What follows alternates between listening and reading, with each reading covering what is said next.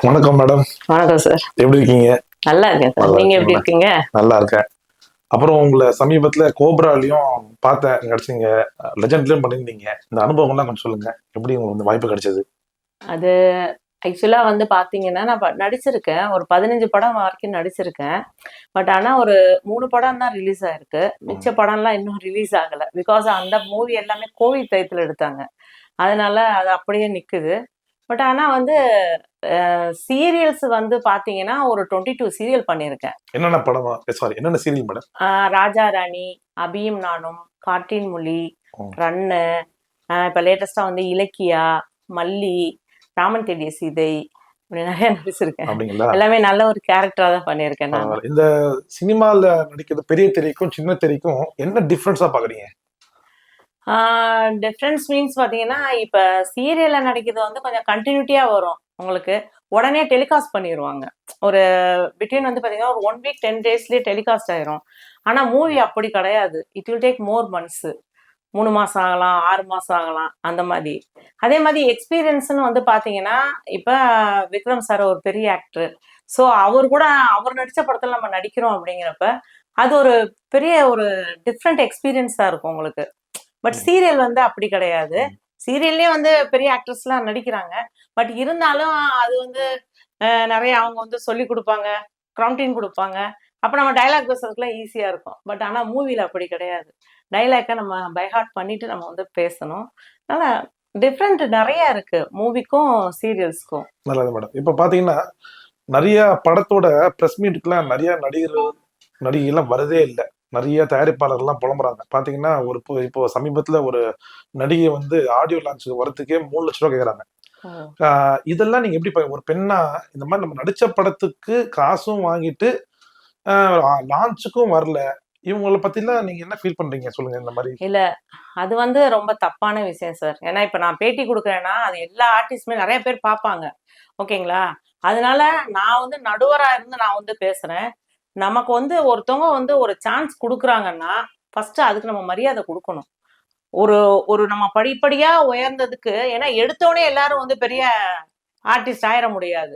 நானே வந்து பார்த்தீங்கன்னா, ஒரு 5 இயர்ஸா அந்த ஃபீல்ட்ல இருக்கேன் நானு. பட் ஆனா வந்து பார்த்தீங்கன்னா, எடுத்த உடனே ஒரு அம்மா கேரக்டர் தான் குடுத்தாங்க. ஒரு சின்ன கேரக்டர் தான் அது. ஒரு 2 டேஸ் அப்படிதான் ஷூட் போச்சு. அதனால அதுல வந்து இன்டர் ஆகுறப்ப, அன்னைக்கு அவங்க சான்ஸ் குடுத்தத நான் இப்ப வரைக்கும் நான் நெனப்பேன். அதனால நம்மள மதிச்சு நமக்கு ஒரு சான்ஸ் முன்னேறதுக்கு அதுவும் வந்து ஆர்டிஸ்ட்ங்கிறது பெரிய விஷயம். பிகாஸ் என்னோட ப்ரொஃபஷன் பார்த்தீங்கன்னா, நான் ஃபேஷன் டிசைனர். சொந்தமா ஷாப் வச்சு தான் ரன் பண்ணிட்டு இருந்தேன். என்னோட ஃபுல் இது அதுதான். ஆர்டிஸ்ட்ங்கிறது சிச்சுவேஷன்ல நான் எதார்த்தமா நான் ஆர்டிஸ்ட் ஆயிட்டேன். ஓகேங்களா? ஆனா, நமக்கு வந்து ஒருத்தவங்க வாய்ப்பு குடுக்குறாங்கங்கிறப்ப, அதுக்கு நம்ம கண்டிப்பா குருவுக்கு மதிப்பு குடுக்கணும்.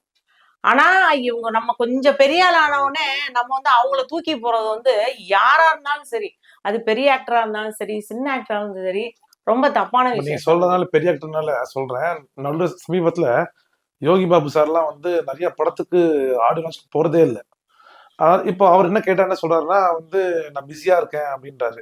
ஆனா இதே பார்த்தீங்கன்னா, அவரே வந்து பெரிய பெரிய ஹீரோக்கள் படத்துக்குலாம் வந்து போயிறாரு. Audio launch போயிறாரு. ஓ! சின்ன படத்துக்குலாம் வரதில்லன்னு சொல்லிட்டு நெறைய அவர் மேல கம்ப்ளைண்ட். இத பத்தி நீங்க என்ன நினைக்கிறீங்க? இல்ல சார். அதுதான் சார். அவங்கவங்க மனப்பக்குவத்த பொறுத்து இருக்கு. என்னதான் நம்ம பெரிய பயங்கர ஃபெமிலியர் ஆயிட்டாலும், நம்ம அந்த படத்துல நடிச்சு நம்ம பேமெண்ட் வாங்கியிருக்கோம்ல. நடிக்கிறதோட நம்ம கடமை முடியாது. அதுக்கு பின்னாடி டைரக்டர்ஸ், புரொடியூசர் எல்லாத்துக்கும் லைஃபே அதுதான். ஸோ ஆடியோ லான்ச்ங்கிறது வந்து ரொம்ப முக்கியமான விஷயம். அதுல நடிச்ச நடிகர்கள் எல்லாமே வந்து அதுல நம்ம கலந்துக்கிட்டா தான், அவங்கள பெருமைப்படுத்துற மாரி இருக்கும். நமக்கும் பேர் வந்து ரீச் ஆகும். ஸோ அப்படி போகாம இருக்கிறது என்ன பொறுத்த வரைக்கும் தப்பு தான் சார். இப்ப பார்த்தீங்கன்னா, இப்ப நடிகர் விஜய் அ இப்ப அரசியல் கட்சி ஆரம்பிச்சிருக்காரு. சினிமா துறையிலேருந்து அரசியல் கட்சிக்கு போயிருக்காரு. இப்ப பார்த்தீங்கன்னா, நெறைய திரைப்பட நடிகர்கள் மற்றும் வந்து சில தயாரிப்பாளர்கள்லாம் அவர் அவர் கட்சிக்கு போறாங்க. இப்போ வந்து நாளைக்கே வந்து அவர் வந்து இப்ப 2026ல நான் கட்சிக்கு ஆரம்பிச்சு, வாங்க நம்ம சினிமா இருக்கிற அ நடிகர்கள்லாம் வாங்க அப்படின்னு சொன்னாங்கன்னா, நீங்க அவருக்கு ஆதரவு குடுப்பீங்களா? இல்ல ஆதரவு குடுத்தா எந்த மாரி ஆதரவு குடுப்பீங்க? நான் வந்து எப்பயுமே வந்து இப்ப விஜய் சார் வந்து ஒரு ஃபர்ஸ்ட் நடிகர். அத வச்சு தான் அவர நமக்கு எல்லாத்துக்குமே தெரியும். நானும் ஒரு ஆர்டிஸ்ட். ஸோ ஆர்டிஸ்ட்ங்கிற அந்த இதுல தான் ஃபர்ஸ்ட் நான் என்டர் ஆவேனே ஒழிய, பொலிட்டிக்கல்ங்கிறது செகண்டரி தான் சார். இல்ல இப்ப நாளைக்கு அவர் கட்சி ஆரம்பிச்சாருன்னா, அவருக்கு ஆதரவு குடுப்பீங்களான்னு கேக்குறேன். குடுக்கலாம் சார். ம். ஒரு ஆர்டிஸ்ட்க்கு மேல குடுக்கலாம். தப்பு இல்ல. ஏன்னா, மக்களுக்கு வந்து நல்லது பண்றதுக்காக வந்து ஒருத்தர் வர்றாங்க அப்படின்னா அது விஜய் சாருன்னு இல்ல, யாரா இருந்தாலும் நம்ம ஆதரவு கொடுக்கணும். அப்பதான் உண்மையான இந்திய பிரஜை. ஏன்னா அவங்க கிட்டத்தட்ட ஒரு 200 கோடி ரூபாய் சம்பளம் வாங்கக்கூடிய ஒரு மிகப்பெரிய ஹீரோ வேணவே வேணாம் சினிமா துறை அப்படின்னு சொல்லிட்டு ஒரு அரசியலுக்கு வராரு. அதனால அவ்வளவு பெரிய அமௌண்ட் எல்லாம் வந்து இன்னைக்கு வாங்காத ஒரு நடிகர் வந்து நம்ம மக்களுக்கு வந்து சேவை பண்ணணும்னு வராரு. அதனால உங்களோட ஆதரவு அது மூலியமா இருக்குமா? கண்டிப்பா இருக்கும் சார். கண்டிப்பா இருக்கும். கண்டிப்பா இருக்கும். அப்ப அந்த மாதிரி வந்து இப்ப நடிகர் விஜய் வந்தாருன்னா நீங்க அவருக்கு ஆதரவு கொடுப்பீங்க? கண்டிப்பா ஆதரவு கொடுப்பேன் சார். நல்லது. இப்ப அடுத்தடுத்த படம் என்ன பண்ணிட்டு இருக்கீங்க? இப்ப அடுத்த படம் வந்து இப்போ வந்து ஏதோ ஒரு புது படம்னு சொல்லியிருக்காங்க. அது நேம் இன்னும் தெரியல. அதுல வந்து மதர் கேரக்டர் தான் கமிட் ஆயிருக்கேன். சீரியல் தான் சார் நிறைய போயிட்டு இருக்கேன். நல்லா பண்ணிட்டு பண்ணிருக்கேன் சார். இப்போ சீரியல்ஸ் வந்து உங்களுக்கு அது கரெக்டான உங்களுக்கு போயிட்டு இருக்கு. shooting வந்து- ஆட்ஸும் பண்ணிட்டு இருக்கேன் சார். ஒரு 6 ஆட் பண்ணியிருக்கேன் நான். அப்படிங்களா? சந்தோஷம். நீங்க வந்து உங்களுக்கு என்னவாகணும் சினிமால பாத்தீங்கன்னா, இப்போ நான் வந்து நல்ல கேரக்டர் ஆர்டிஸ்ட் ஆகணும், இல்ல கேரக்டர் ஆர்டிஸ்டா ஆகி நீங்க சமூக சேவையில ஏதாவது பண்றீங்களா? என்னன்னா இப்ப நிறைய பேர் பாத்தீங்கன்னா படத்துலயும் நடிச்சுக்கிட்டு சமூக சேவை எல்லாம் பண்றாங்க. அந்த மாதிரிலாம் நீங்க ஏதாவது பண்ணிட்டு இருக்கீங்களா சமூக சேவை? நான் வந்து பாத்தீங்கன்னா ஜஸ்ட் இப்போ ஒரு 2 இயர்ஸா தான் பண்ணல. ஒரு 5 இயர்ஸ் வந்து ஹியூமன் ரைட்ஸ்ல ஒர்க் பண்ணியிருக்கேன். என்னோட நேட்டிவ் வந்து மதுரை. ஒரு 5 பேருக்கு நான் கல்யாணம் கூட பண்ணி வச்சிருக்கேன்.